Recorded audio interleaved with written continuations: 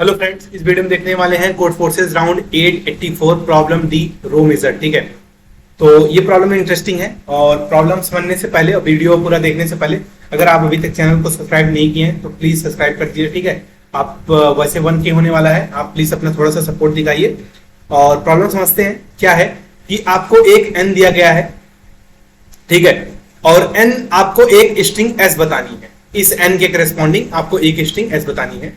इस स्ट्रिंग को एस आपको डिजाइन करना है।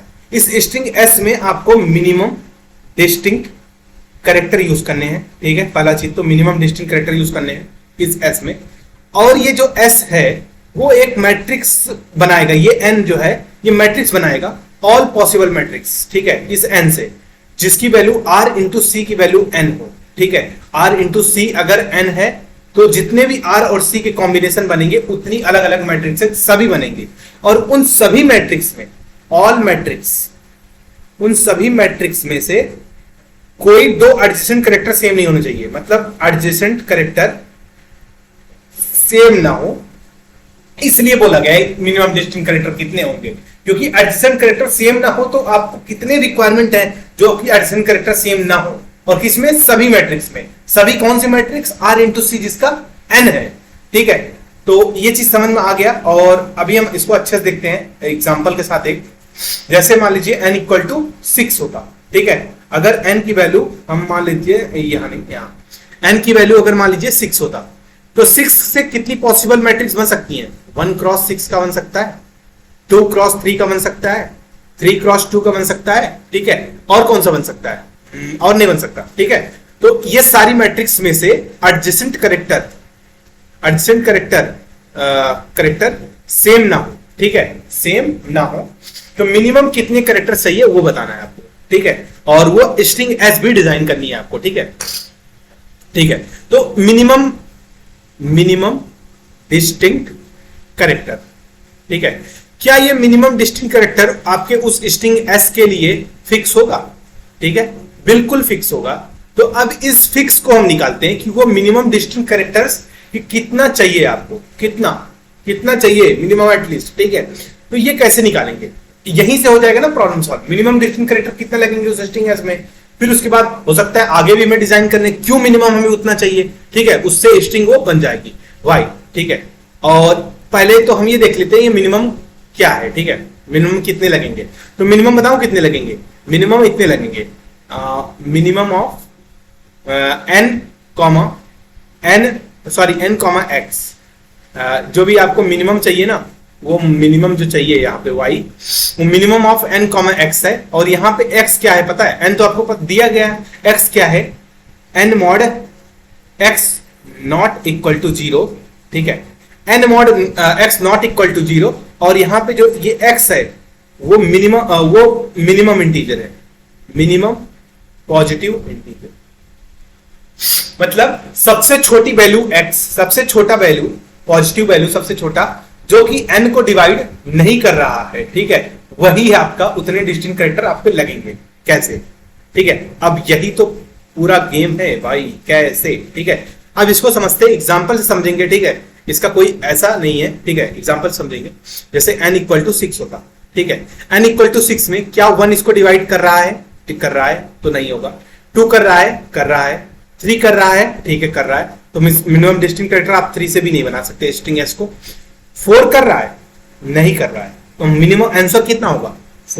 4 मिनिमम डिस्टिंक्ट कैरेक्टर आपको लगेंगे। आप 4 से कम डिस्टिंक्ट कैरेक्टर से आप स्ट्रिंग बना ही नहीं सकते। ठीक है, जो कि ऑल मैट्रिक्स जितना भी बनेगा, ठीक है, इस n इक्वल टू 6 से ऑल मैट्रिक्स की एडजेसेंट कैरेक्टर आप कर लें। ठीक है, नहीं बना सकते। और एडजेसेंट कैरेक्टर, ठीक है, ये देख लेते हैं। ठीक है, आप प्रॉब्लम अच्छे समझ लीजिएगा। ठीक है, अगर आपको थोड़ा ना समझ में आया हो तो अब ठीक है, ये n इक्वल टू 4, ये 4 आया कैसे? ठीक है, ये हमारा ये जो क्लेम है, ठीक है, क्लेम है जो हमने अभी स्टेटमेंट दिया है, उसका प्रूफ देखना जरूरी है। जैसे मान लेते हैं n इक्वल टू 6 में मैट्रिक्स कौन कौन सी बनती? ठीक है, 1 क्रॉस 6, 2 क्रॉस 3, 3 क्रॉस 2। या ठीक है, 1 प्रेजेंट है, 2 प्रेजेंट है, 3 प्रेजेंट है, 4 प्रेजेंट नहीं था, इसीलिए हमने बोल दिया 4। ठीक है, अब ये कैसे आया कि यार ये 4 प्रेजेंट नहीं था? 4 क्रॉस समथिंग की मैट्रिक्स थी ही नहीं। ठीक है, 4 क्रॉस समथिंग की मैट्रिक्स थी नहीं, तो इसलिए हमने बोल दिया कि आंसर हमारा तो 4 होगा।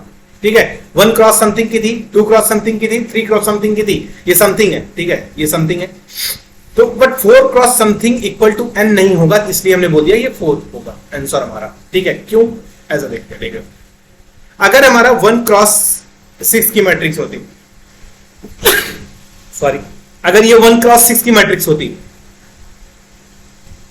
तो ये वाला करेक्टर क्या डिस्टिंक्ट होता। ठीक है, ये वाला करेक्टर डिस्टिंक्ट होगा। तो इसका मतलब अगर n की वैल्यू ग्रेटर देन 1 है, तो आपको तो मिनिमम 2 करेक्टर तो चाहिए ही चाहिए। ठीक है, अगर आप 2 करेक्टर ले लेंगे तो किसी भी रो को आप पूरा डिजाइन कर सकते हैं डिस्टिंक्ट करेक्टर के साथ। ठीक है, अब जो प्रॉब्लम आएगी वो आएगी कॉलम के साथ। ठीक है, कॉलम के साथ देखते हैं भैया। अब देखो, एक मैट्रिक्स होगी जो 2 क्रॉस 3 की भी होगी, 2 क्रॉस 3 की होगी n इक्वल टू 6 के लिए। ठीक है, अब अगर 2 क्रॉस 3 की होती तो इसका मतलब 2 रो होंगे उसमें, और 2 रो होंगे, 3 कॉलम होंगे। ठीक है, अच्छा ये बताइए, यहां पे करेक्टर और ये वाला करेक्टर क्या सेम हो सकता है? नहीं हो सकता। इसका मतलब हमारा जो स्ट्रिंग s है उसमें s1 और s, ये क्या है, यहां s1 आएगा, यहां s2 आएगा, यहां s3 आएगा, और यहां s4 आएगा। इसका मतलब s1 और s4 डिस्टिंक्ट होंगे। क्यों डिस्टिंक्ट होंगे? क्योंकि हमें 2 क्रॉस 3 का, देखिए डिजाइन कर रहे हैं, 2 क्रॉस 3 का में क्या है, मैट्रिक्स मिल सकता था, और 2 क्रॉस 3 के नीचे, इस पहला करेक्टर के नीचे कौन सा करेक्टर आएगा? 3 करेक्टर बाद ही तो आएगा। यहां पे जो करेक्टर आएगा और जितने ये कॉलम होते, मान लीजिए रो है, ठीक है, और नंबर ऑफ कॉलम्स कोई x है, तो ये वाला करेक्टर के बाद ये अगला करेक्टर क्या होगा? अगर यहां पे x1 है, xi है, तो इसके नीचे करेक्टर कौन से आएंगे? xi प्लस x आएगा ना, अगर x नंबर ऑफ कॉलम्स है। तो ये कॉलम कितना था? 3 था। तो यहां s1 है, तो s1 प्लस 3 s4 आएगा। तो इसका मतलब हमें ये पता चल गया कि जो भी कॉलम है, ठीक है, जो भी कॉलम है तो वो उतना ऐड करने के बाद उसे डिस्टिंक्ट में चाहिए ही चाहिए। तो इसका मतलब s1 और s4 हमें डिस्टिंक्ट मिलना चाहिए। ठीक है, ये समझ में आ गया। हाँ, और s1 s2 भी हमने डिस्टिंक्ट बोला था कि ये वाला, अच्छा था, ये वाला दोनों अलग होने चाहिए या नहीं होने चाहिए? होने चाहिए। आप इसको ऐसे भी देख सकते हैं, ये क्यों होने चाहिए? अगर ये वाला लॉजिक से हम सोच रहे हैं जैसे, ठीक है, ऐसे, तो ऐसे सोच सकते हैं, 6 क्रॉस 1, 6 क्रॉस 1 में क्या होगा? एक रो होगा।